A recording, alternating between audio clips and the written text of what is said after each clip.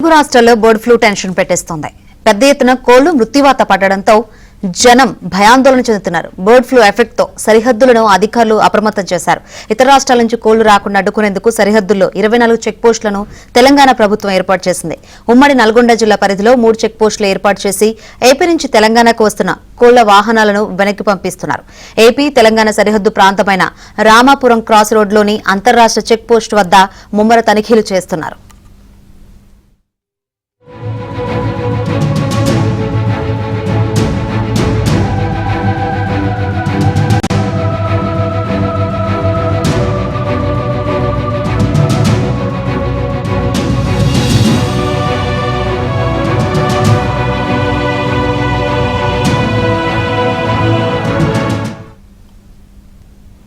Bird flu మనుషులకు సోకే అవకాశం లేదంటున్న డాక్టర్ బాలకృష్ణతో మా ప్రతినిధి రాంబాబు ఫేస్ టు ఫేస్. ఉభయ గోదావరి జిల్లాల్లో బర్డ్ ఫ్లూ అయితే ప్రజలను వణికిస్తుంది. ప్రధానంగా బర్డ్ ఫ్లూ సోకిన కోళ్ళను తింటే బర్డ్ ఫ్లూ తమకు వస్తుందేమో ఆందోళన అయితే ప్రజల్లో నెలకొంది.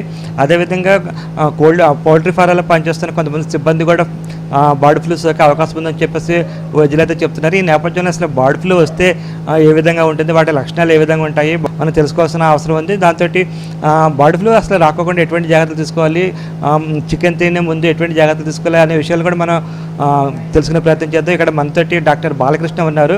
ఆయన అడిగి కొన్ని వివరాలు తెలుసుకుందాం. సార్, ఈ బర్డ్ ఫ్లూ అనేది అసలు దేనివల్ల వస్తుంది, ఎట్లా వస్తుంది అంటారు? అది ఒక ఏవియన్ ఇన్ఫ్లుయెంజా వైరస్. అది ఇప్పుడు మనకి యాక్చువల్ న్యూస్లో చూస్తున్నాం, చాలా కేసెస్ వస్తున్నాయి. అది యాక్చువల్గా ఏంటంటే అది ఒక మోస్ట్లీ మనం ఎక్కువగా మన దగ్గర ఉండే ఏ బర్డ్ నుంచైనా రావచ్చు, కానీ మనకి యాక్చువల్గా ఇక్కడ ఉండే హెన్స్ కాబట్టి మనం దాంట్లోనే చూస్తూ ఉంటాం. ఇది జనరల్గా ఒక వైల్డ్ వైరస్. అది ఎప్పుడైతే ఒక వైల్డ్ నుంచి మనం పెంచుకునే కోళ్ళలోకి వస్తుందో అప్పుడు మనకి ఈ కేసెస్ అనేవి ఎక్కువ అవుతూ ఉంటాయి. సో దీనికి మనం అంత సివియర్గా భయపడిపోవాల్సినంత పనేం లేదు. యాక్చువల్గా మనం ఏం చేయాల్సిందంటే కొన్ని జాగ్రత్తలు పాటిస్తే సరిపోతుంది. నాన్ వెజ్ కొంచెం అవాయిడ్ చేయడం, తగ్గించడం మంచిది. ఒకవేళ మీరు తినేలా ఉంటే దాన్ని పర్ఫెక్ట్గా బాగా కుక్ చేసుకుని తినాలి, బాయిల్ చేసుకుని బాగాను తినాలి. అది కాకుండా మనం ఈ రోజుల్లో అందరూ బయటకు వెళ్ళి గ్రిల్డ్ అని బయట షాపుల్లో తినేస్తూ ఉంటారు, వాళ్ళు సరిగ్గా కుక్ చేయరు, అది ఎక్కువ బాయిల్ చేయరు. వాటిని మనం ఖచ్చితంగా అవాయిడ్ చేయాలి. ఇంకొకటి జనాల్లో ఉన్న అపోహ ఏంటంటే ఇప్పుడు చికెన్ మానేయమంటారు కదా, ఎగ్స్ కూడా మానేయమంటారు అంటారు. కానీ ఎగ్స్ మానేయాల్సిన అవసరం లేదు. ఎగ్స్ మనం పర్ఫెక్ట్గా తినొచ్చు బాయిల్ చేసుకుని, ఇబ్బంది ఏం లేదు. ఎందుకంటే ఆ వైరస్ అనేది మనకు ఎగ్స్ ద్వారా రాదు, ఓన్లీ చికెన్ మజిల్ నుంచే మనకు వస్తుంది, బాడీ నుంచే మనకు వస్తుంది. కాబట్టి మనం చికెన్ కొంచెం అవాయిడ్ చేస్తే సరిపోద్ది, ఎగ్స్ అవాయిడ్ చేయాల్సిన పని లేదు.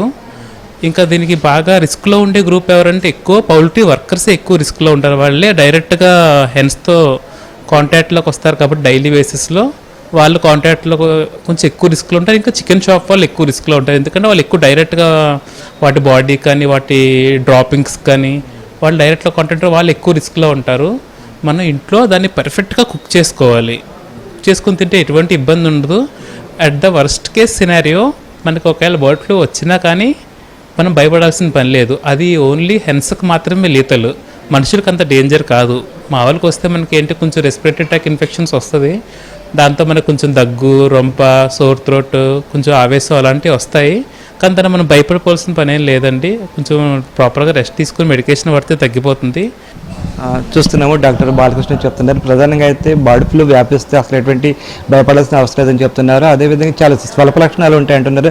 అంటే గొంతు చేదుగా ఉండడం, అదేవిధంగా స్వల్ప జ్వరం ఉండడం, లైట్గా ఇన్ఫెక్షన్స్ ఉండాలంటే ఉంటాయని చెప్పి అంటున్నారు. అది కొంచెం ట్రీట్మెంట్ తీసుకుంటే సరిపోద్దని చెప్తున్నారు. అదేవిధంగా ముందు జాతి చర్యలు తీసుకుంటే ఖచ్చితంగా బాగా ఉడికించిన తర్వాత చికెన్ తినాలని చెప్పేసి ఆయన స్పష్టంగా చెప్తున్నారు. మరో పక్క గుడ్లు తినొచ్చు, గుడ్లు తినడం వల్ల ఎటువంటి బర్డ్ ఫ్లూ సోకదని చెప్పేసి ఆయన స్పష్టంగా వైద్యులు చెప్తున్నారు.